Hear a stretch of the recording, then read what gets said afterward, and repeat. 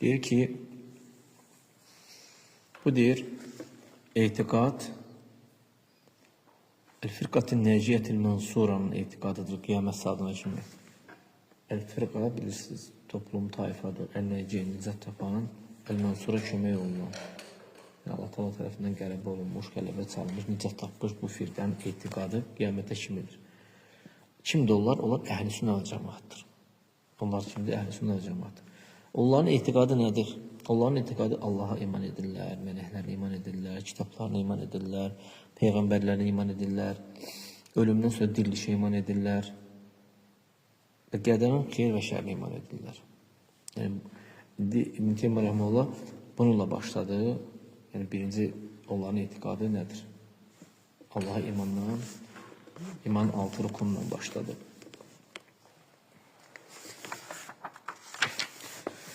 Bu deyir, Əqidətül Vasitiyyə deyir, 6 bu əsas üzərində fırlanır, imanın 6 rukunu, yəni üzərində fırlanır, hansı ki, o İslam əqidəsinin əsaslarıdır. İslam əqidəsinin əsasları imanın 6 rukunudur. 6 rukunudur. Bu da deyir, Əhl-i Sünnə və Cəmaatın etiqad elədiyidir, keçmişdə də, gələcəkdə də etiqad elədiyi etiqaddır, yəni. Fəttaifətun nəciyətül mənsura hiyyə məfəssərəhun Nəbi sallallahu aleyhi ve sellem. Bu tayfa ki var, Ən-Nəciyyə, nizat tapan, Əl-Mənsura qəlbə çalınan, Peyğəmbər sallallahu aleyhi ve sellem onu təfsir verərək, onu Əl-Cəmaə, cəmaat adlandırmışdı onları. Yəni, soruşan kəsə öz sözündə demişdi ki, soruşanda ki, kimdir onlar, Allah Resulü demişdi ki, o cəmaat bu gün mən və sahabələrim nəyin üzərində, son üzərində olanlardır. Belə bildirmişdi. Bu tərif, bu tayfa üçün şamil olucu bir tərifdir. Hər şey əhatə edir. Yəni, Peyğəmbər sallallahu aleyhi ve sellem sahabələri nəyin üzərində olursa, nə varsa yəni.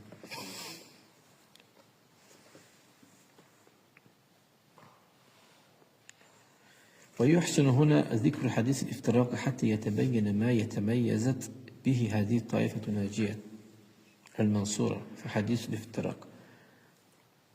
Burada yaxşı olar ki deyir, bu tayfanı, bu nicat tapan tayfanı o şeylə fərqləndirmək ki, bəyan eləmək ki, o iftirak hədisi ki var, burada zikr olunur, onunla fərqləndirmək. İftirak hədisi nədir? Çox rivayətlərdə gəlmişdi.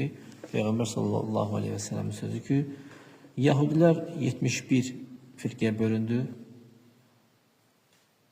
Onlardan biri cənnətlik, 70 isə cəhənnəmlikdir. Hristiyanlar 72 firqəyə bölündü. Onlardan biri cənnətlik, 71'i isə cəhənnəmlikdir. Muhammedin nəfsi əlində olana and olsun ki, mənim ümmətim 73 firqəyə bölünəcəkdir. And içir Peyğəmbər sallallahu aleyhi ve sellem. Onlardan biri cənnətlik, 72'si isə cəhənnəmlikdir. Deyilir ki, Allah Resulü kimdir onlar? Deyir, Əl-Cəmaə. O cənnətlik olanlar kimdir onlardır? Soruşda deyir, Əl-Cəmaə, cəmaat. Başqa rivayətdə gəlir ki, mən və sahabələrim nəyin üzərindədirsə, onun üzərində olanlardır. Bu, Ət-Taifətun Nəciyət-i Mənsura şəriətə müvafiq olan əmrlə fərqlənmişdir, işlə fərqlənmişdir. Yəni, onlar cəhənnəmdən nicat tapmışdılar, bununla fərqlənmişdilər. Çünki onlar Peyğəmbər sallallahu aleyhi ve sellem sözlərdə də, əməllərdə də, zahiri, batini sözlərdə, əməllərdə tabi olmuşdular. Və Peyğəmbər sallallahu aleyhi ve sellem onları bəyan edəndə deyir ki, o nicat tapan firqədir. Yəni, bu firqə, bu tayfa, nicat tapan tayfa qiyamət saatına kimi qalacaqdır. Necə ki, Peyğəmbər sallallahu aleyhi ve sellem hədisdə deyir ki, Lə təzəlu taifətun min ümməti zahirin ələl-haqq. Ümmətimdən bir tayfa olacaqdır, haqq üzərində zahir olan bir tayfa olacaqdır. Lə yədurruhum mən xədələhum. Yəni, onlara müxalif olan kəslər onlara zərər verə bilməyəcəkdir. Həttə yətiyə əmrullahi, hətta Allahın əmri gələnə kimi, və hum kədəlik, yəni onlar, yəni qiyamət gələnə kimi onlar onun üzərində qalacaqlar. Yəni. Bu taksim, bu bölgü yakun li ümmeti Muhammed sallallahu aleyhi ve sellem ila 73 firqa 72 firqatun halikatun ve vahide neciyetun fela neşukka ennehumul cema'a. Demek bu taksimi, bu ümmeti bölünmeyi Peygamber sallallahu aleyhi ve sellem'in ümmeti içinde 73 firqə bölünmək, onlardan biri cənnətlik, 70 kişisi ise helak olan firqədir. 71'i nizat tapandır. O bir nizat tapan da şək yoktur ki, o cemaat olandır. Cemaat iki mənadadır burada. Var cemaat olan umumi müsəlmanların cemaatı qəsd olunur. Var əhl-i sünnə və cemaatının əhl-ül əthər, əhl-ül hədis deyirlər o. Yolunda giden insanlardır. Sırf tabi olup gidenler.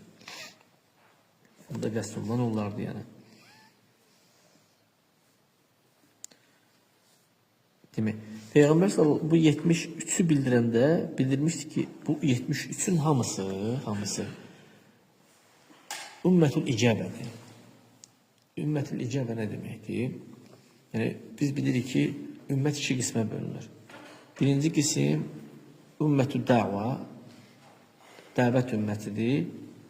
İkinci ümmət ise icəbə. İcəbə Peygamber sallallahu cavab verənlərdir. Amma dəvət ümmətinə gəldikdə onlar kimlərdir? Peygamber sallallahu aleyhi ve sellem yeryüzündə olan hər bir kəsə göndərilikdir. Ərəblərə də, əcnəbilərə də, bunlar hamısı dəvət olunmalıdır. Yəni bunlar hamısı yaxın olanda, uzaq olanda, qiyamət saatına kimi bunlar dəvət ümmətidir. Məsəl üçün, indiki xristianlar, yahudilər, kitaylılar, başqa buzilər, cadlar, bunlar hamısı yəni dəvət olunmalıdırlar. Yəni bunlar dəvət ümməti deyirlər. Kim ki Peygamber sallallahu aleyhi ve sellem dəvətinə cavab vermiş olar, siniflərindən fərqli olaraq, millətlərindən fərqli olaraq onlar nə olurlar? Ümmətül icəbə. Yəni dəvətə cavab verən kimi icabə dəvət olur. Yəni İslam'a girən kimi yəni nə olurlar? Ümmətül icəbə. Yəni ümmətül icəbə bunlar havlə ileysu səva. Bunlar da bir deyirlər. Yəni bunların içində 72'si halak olan firqədir. Birisi ise nedir? Nizat tapan firqədir. Yəni bu 73 firqənin özü bir deyirlər. Yəni onların həlak olanlar var, hansı 72'si var da. Onlar da öz cinayətlərində, icramlarında gene bir deyirlər. Cəzalarında bir deyirlər, fərqlidirlər yəni.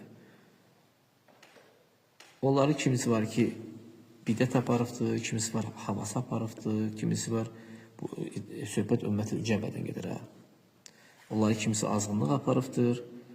Bunlar kafirlərə, müşriklərə bu nöqtədə satırlar. Çünki etdikləri o əməllər kafirlərin və müşriklərin əməlidir. Məsəl üçün, qəbirləri ibadət bidəti kimi. Qəbirləri ibadət bidəti kimi, ölülərdən şəfaət istəmək bidəti kimi, daha doğrusu şəfaət istəmək bidəti kimi, o sufilərin dəvətçiləri ki var, hansı onlar etiqad edirlər ki, onlar avliyadirlər. Onlar hətta rəsullardan və nəbilərdən daha üstündürlər. O sufilərdə var bu şeylər. Bunlar hamısı bunların bu bidəti onları İslam dairəsindən çıxardıbdır.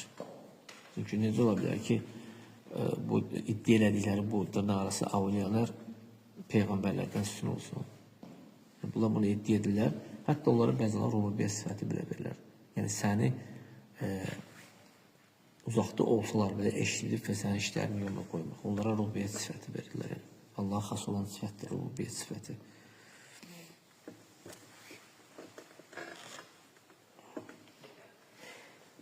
Yəni onların həlaki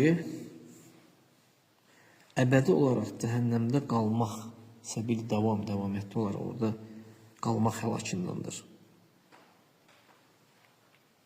Yəni bunların içində bidət əhli vardı ki, firqələri vardı ki, havalarına uyanlar vardı ki, azğınlıqlara düşənlər vardı ki, onlar İslam dairəsindən çıxmayıblar. Lakin təhlükə üzərindədirlər. İslam dairəsindədirlər, amma neynirlər? Böyük günahlar edirlər. İslamda məsələn Peyğəmbərə yaş keçirirlər, buna oxşar əlavə zikirlər çıxarırlar, əlavə namazlar çıxarırlar. Bunlar nədir? Qur'an'a münasibət olmayan yerlərdə oxuyurlar. Məsələn, bidət olan münasibətlər yazılır. Buna oxşar, yəni bidətlər. Bunlar İslam dairəsindən çıxmır. Hətta Allah Subhanahu taala adlarına, sifətlərinə təbir verənlər, məsəl üçün, bunlar bidət əhlidirlər, amma İslam dairəsindən çıxmır. Amma təhlükə üzərindədirlər bunlar. وهذا يتناول ويشمل كل فرقة مبتدعة ما أخرجتها بدعتها عن دائرة الإسلام. Yəni bu bütün o bidət firqələri var ki, hansı ki bidətləri İslam dairəsindən onları çıxartmayıbdır. Təbil əhli kimi, əşarilərdə olan təbil əhli kimi. Mən ləffəli fəhmi, onların fəhminə dolanan kəslər kimi, o bidət əhlilər ki, hansılar ki İslam adı ilə özlərin yeni şeylər çıxardırlar. Ya cahilliklərindən, ya qəsdən edirlər bunu. Çıxardılar, bunlar da İslam dairəsindən çıxmış salimlər. Amma bunlar təhlükə üzərindədirlər. Bu bidətlər hamısı təhlükəlidir öz əhli üçün. وَمَا أَخْطَرَ الْبِدَعِ الَّتِي أَهْلُهَا مِنْ عَصْرِ الصَّحَابَةِ إلى يومنا هذا وكلما جاء زمان فهو شر من الذي قبله والبدع تكثر فيه أكثر من الزمن الذي قبله فالشرع يكثر والخير يقل وذلك بسبب قلة العلماء. Yəni bidətlərin ən təhlükələri onun əhli sahabələrin vaxtından bu günümüzə kimi, bu zamanımıza kimi və bundan sonra gələcək şeylər belə ən təhlükəlidir.